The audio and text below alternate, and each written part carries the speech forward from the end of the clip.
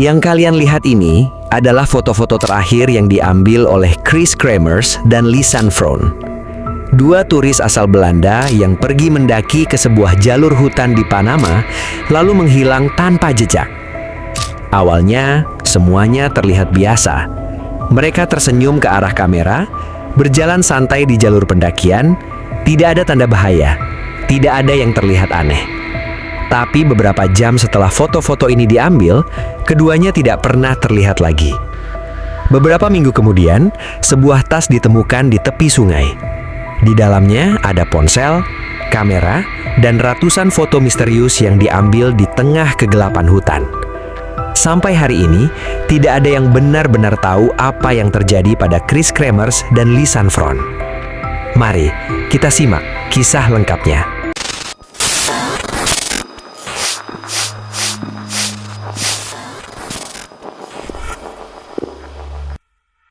Pada tanggal 1 April 2014, pagi di Bokete dimulai seperti biasa. Kabut tipis masih menggantung di lereng pegunungan. Udara terasa sejuk, lembab, dan tenang. Cuaca khas dataran tinggi di wilayah barat Panama. Pagi itu, dua wisatawan muda asal Belanda keluar dari tempat mereka menginap setelah sarapan. Chris Kremers berusia 21 tahun. Ia berasal dari Amersfoort, Belanda. Orang-orang yang mengenal Chris menggambarkan Chris sebagai pribadi yang terbuka, mudah bergaul, dan penuh energi. Di sampingnya ada Lisan Froon, 22 tahun, berasal dari Deventer, Belanda. Lisan dikenal lebih tenang dan observatif, dengan minat besar pada fotografi dan perjalanan. Chris dan Lisan datang ke Panama sebagai bagian dari perjalanan panjang yang mereka rencanakan bersama. Mereka ingin bepergian, belajar budaya baru, meningkatkan kemampuan bahasa Spanyol, dan mengikuti kegiatan sukarelawan mengajar anak-anak di wilayah Bokete. Perjalanan itu bukan keputusan spontan. Keluarga mereka mengetahui rencana tersebut, dan selama berada di Panama, keduanya rutin berkomunikasi dengan orang-orang di rumah. Pada siang hari tanggal 1 April, Chris dan Lisan memutuskan berjalan menuju jalur pendakian El Pianista, salah satu jalur hiking yang cukup dikenal di kawasan Bokete. Jalur itu populer di kalangan wisatawan karena pemandangan pegunungannya dan dianggap tidak terlalu ekstrim bagi pendaki pemula. Sebelum menuju jalur, mereka sempat dilihat oleh beberapa warga lokal dan orang-orang di sekitar area kota. Berdasarkan rekonstruksi penyelidikan, keduanya diperkirakan mulai memasuki area pendakian sekitar siang hari. Foto-foto yang kemudian ditemukan di kamera mereka menunjukkan bahwa mereka berhasil mencapai area menara pandang di atas jalur pendakian. Cuaca saat itu masih terlihat cerah. Mereka tampak santai, tersenyum ke arah kamera seperti dua wisatawan yang sedang menikmati perjalanan biasa. Tidak ada tanda bahaya. Tidak ada tanda kepanikan, dan tidak ada yang terlihat berbeda dari hari-hari sebelumnya. Tetapi setelah siang itu, keduanya tidak pernah terlihat kembali. Malam datang, tetapi Chris dan Lisan tidak kembali ke tempat mereka menginap. Keesokan harinya, mereka masih belum ditemukan. Hari demi hari berlalu tanpa kabar. Dan perlahan, perjalanan yang awalnya tampak seperti pendakian biasa, mulai berubah menjadi misteri yang hingga hari ini belum pernah benar-benar terjawab sepenuhnya. Untuk memahami bagaimana Chris Kremers dan Lisan Froon bisa hilang di kawasan itu, kita perlu memahami seperti apa tempat yang mereka datangi pada hari itu. Bokete adalah kota kecil pegunungan di Provinsi Chiriquí, wilayah barat Panama. Kota ini berada di dataran tinggi dengan udara yang lebih sejuk dibanding sebagian besar wilayah tropis Panama, dan selama bertahun-tahun dikenal sebagai tujuan wisata alam yang cukup populer. Bokete terkenal dengan perkebunan kopinya, jalur pendakiannya, dan pemandangan pegunungan yang dikelilingi hutan tropis. Di kejauhan, berdiri Volcan Baru, gunung tertinggi di Panama, yang menjadi salah satu landmark paling dikenal di kawasan itu. Salah satu jalur hiking yang cukup sering dikunjungi wisatawan adalah Sendero El Pianista atau Jalur El Pianista. Jalur ini dikenal sebagai rute pendakian yang relatif pendek dan cukup populer bagi wisatawan yang ingin melihat hutan pegunungan tanpa harus melakukan pendakian ekstrim. Bagian awal jalur masih cukup jelas untuk diikuti, dengan jalan tanah yang biasa digunakan penduduk lokal dan wisatawan. Namun kondisi medan di kawasan itu dapat berubah cukup cepat. Cuaca di pegunungan Bokete terkenal tidak menentu. Kabut dan hujan bisa datang dalam waktu singkat, terutama di area yang lebih tinggi. Ketika kabut turun, jarak pandang dapat berkurang drastis, dan jalur yang sebelumnya terlihat jelas bisa tampak berbeda dalam hitungan menit. Selain itu, setelah melewati area puncak atau Continental Divide di jalur El Pianista, kondisi medan menjadi jauh lebih liar dan sulit. Vegetasi menjadi lebih rapat, jalur semakin sempit, dan terdapat banyak percabangan kecil yang digunakan oleh petani lokal maupun jalur alami yang terbentuk oleh aktivitas aliran air dan hewan. Bagi orang yang tidak mengenal area tersebut, sangat mungkin untuk kehilangan orientasi, terutama tanpa perlengkapan navigasi, tanpa sinyal telepon yang stabil, dan tanpa pengalaman menghadapi hutan tropis pegunungan. Dan itulah yang membuat kasus ini begitu sulit dipahami. Karena dari luar, jalur itu terlihat seperti tempat wisata alam yang biasa. Tetapi beberapa kilometer lebih jauh ke dalam pegunungan, hutan di atas Bokete bisa berubah menjadi tempat yang sangat berbeda.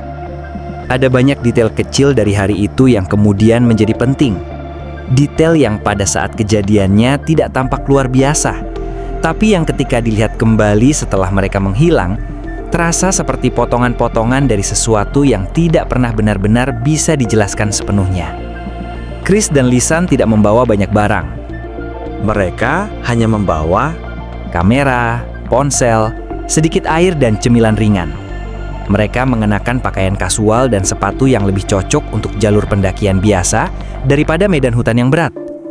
Dari perlengkapan yang mereka bawa, tidak ada indikasi bahwa mereka berencana berada di luar hingga malam hari atau berjalan jauh melewati area utama jalur pendakian. Dari foto-foto yang kemudian ditemukan di kamera mereka, diketahui bahwa mereka berhasil mencapai area menara pandang di atas jalur El Pianista. Ada beberapa foto yang memperlihatkan Chris dan Lisan berdiri di sana, dengan latar pegunungan dan hutan hijau di bawah langit yang masih cerah. Mereka tampak santai. Tidak ada tanda bahaya yang terlihat dalam foto-foto itu. Di titik itulah jejak visual mereka pada siang hari berakhir. Setelah foto-foto di area menara pandang tersebut, tidak ada lagi foto yang diambil dalam cahaya siang. Apa yang terjadi setelah itu tidak pernah diketahui secara pasti. Berdasarkan kondisi medan dan jalur di kawasan tersebut, ada kemungkinan mereka melanjutkan perjalanan lebih jauh dari titik pandang atau mengambil arah yang berbeda saat mencoba kembali. Ada juga kemungkinan bahwa perubahan cuaca dan kabut di kawasan pegunungan membuat orientasi jalur menjadi lebih sulit dikenali. Tidak ada yang bisa memastikan dengan tepat bagaimana situasinya saat itu. Yang diketahui hanyalah ketika malam tiba pada tanggal 1 April 2014, Chris Kremers dan Lisan Froon belum kembali dari jalur pendakian El Pianista. Dan sejak malam itu, jejak mereka mulai menghilang ke dalam hutan di atas Bokete. ketika Chris Kremers dan Lisan Froon tidak kembali pada malam tanggal 1 April 2014, orang-orang di tempat mereka menginap mulai merasa khawatir. Namun pada awalnya, kekhawatiran itu belum dianggap sebagai keadaan darurat. Ada kemungkinan mereka masih berada di jalur pendakian, tersesat sementara, atau memilih menunggu hingga pagi sebelum kembali turun dari area pegunungan. Tetapi malam berlalu, dan keesokan harinya, keduanya masih belum kembali. Pada tanggal 2 April, pihak tempat mereka menginap mulai menghubungi orang-orang yang mengenal Chris dan Lisan. Setelah keberadaan mereka benar-benar tidak diketahui, laporan orang hilang kemudian disampaikan kepada pihak berwenang setempat dan upaya pencarian mulai dilakukan di sekitar kawasan El Pianista dan hutan di atas Bokete. Tim pencarian lokal, polisi, sukarelawan, dan pemandu setempat mulai menyisir jalur pendakian. Anjing pelacak turut digunakan dalam proses pencarian, sementara area pencarian diperluas secara bertahap selama hari-hari berikutnya. Helikopter pun juga dikerahkan untuk membantu pencarian dari udara di kawasan hutan pegunungan yang sulit dijangkau. Namun hutan di atas Bokete hampir tidak memberikan petunjuk. Di Belanda, keluarga Chris dan Lisen mulai menerima kabar bahwa putri mereka belum ditemukan. Orang tua keduanya kemudian terbang ke Panama untuk membantu proses pencarian dan berkoordinasi langsung dengan pihak berwenang setempat. Mereka tiba di negara yang asing bagi mereka, mencoba memahami bagaimana dua perempuan muda bisa menghilang setelah melakukan pendakian di jalur wisata yang dikenal cukup populer. Hari demi hari berlalu tanpa hasil yang jelas. Pencarian terus dilakukan, tetapi tidak ada tanda keberadaan Chris maupun Lisen.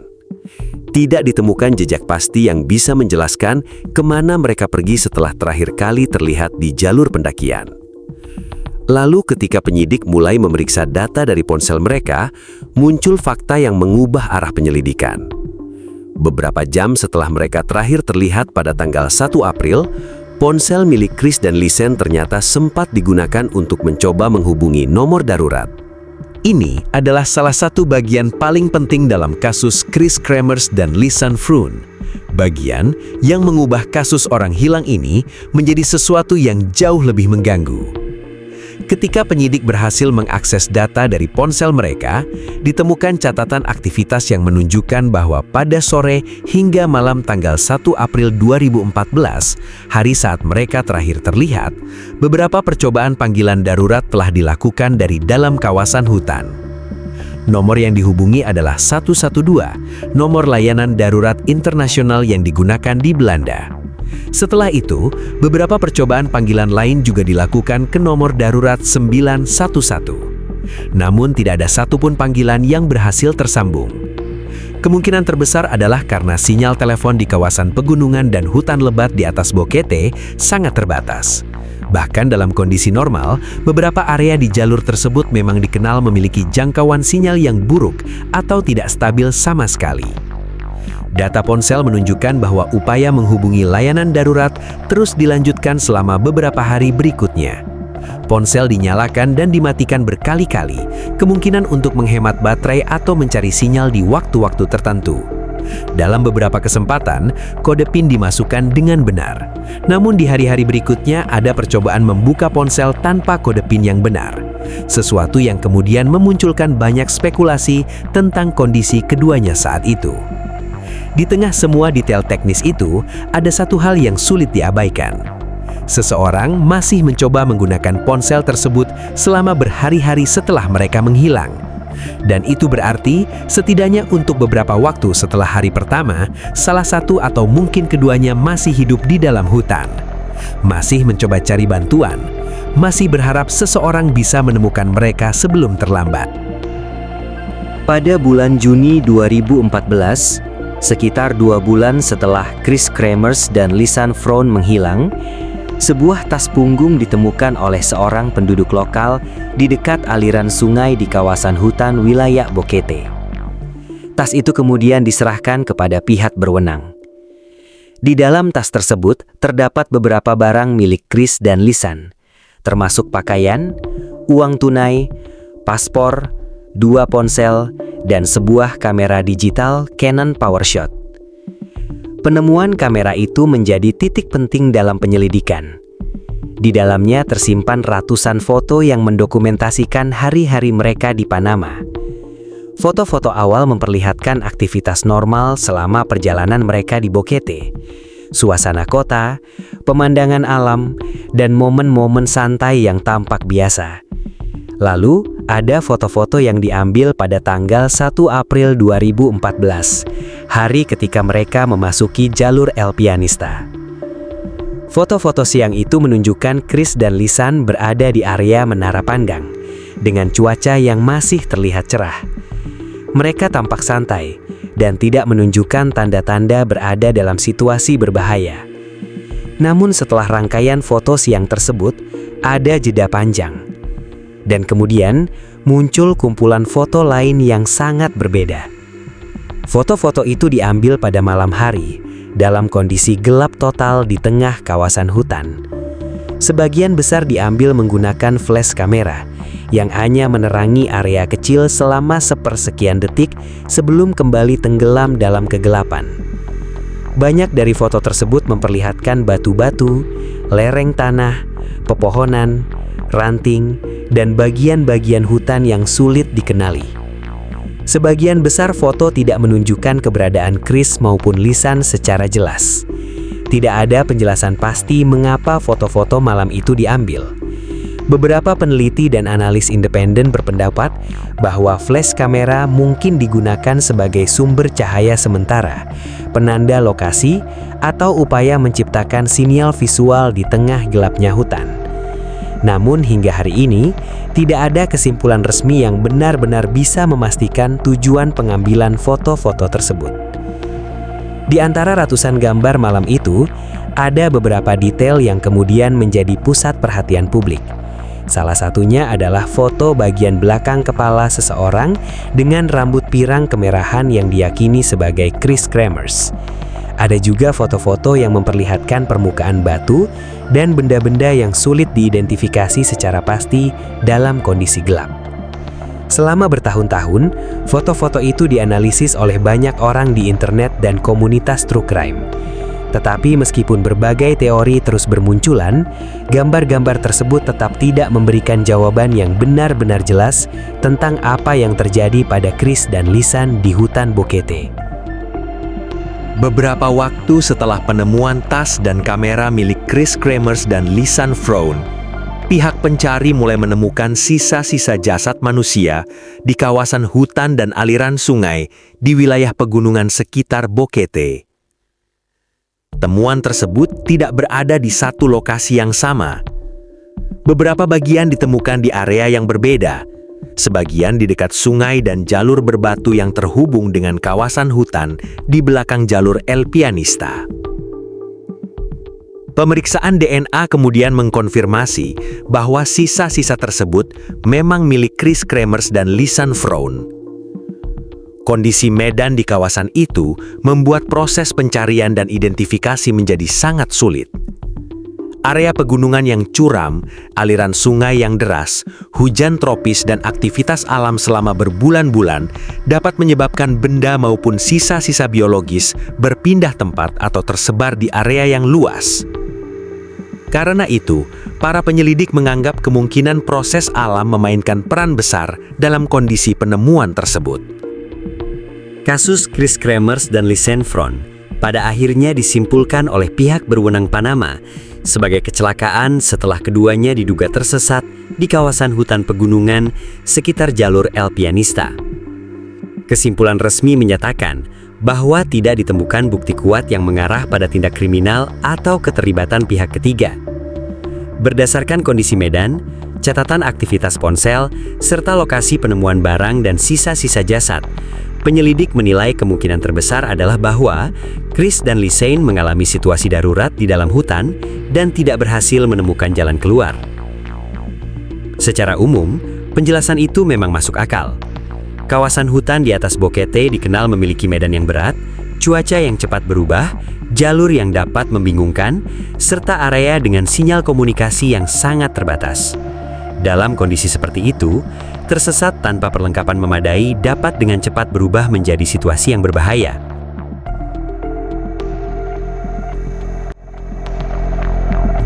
Kasus Chris Kremers dan Lisan Froon sampai sekarang masih bikin banyak orang bertanya-tanya.